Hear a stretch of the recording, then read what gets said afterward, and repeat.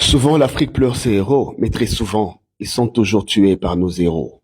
On parle de Lumumba, on parle d'Idriss Déby, on parle de Kabila, on parle de Sankara, on parle de Kadhafi, on parle de tous ceux qui ont dit non un jour pour que leur nation vive des plus beaux jours, libres, jouissant de leur richesse et surtout de leur dignité.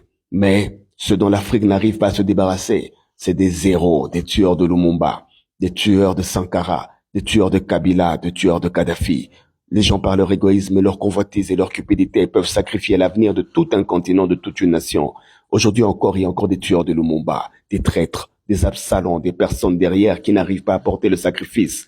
Mais elles, dès qu'il y a une opportunité, préfèrent courir après le vice, tout en laissant tout un continent, toute une nation à genoux.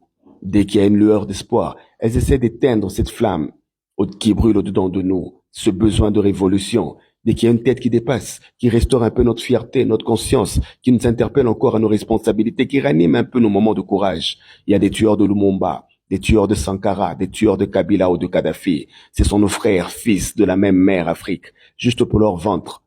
Presque un siècle déjà, ils reviennent remettre à nos pieds le boulet de l'esclavage, mort aux traîtres.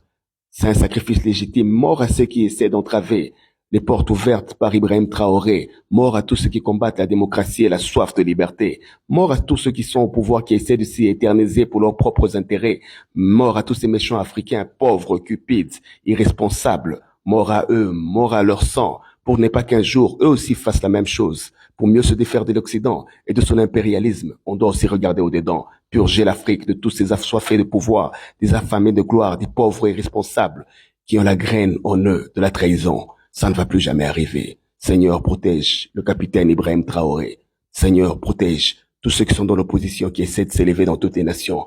Et paix et bénédiction sur ce continent. Conscience.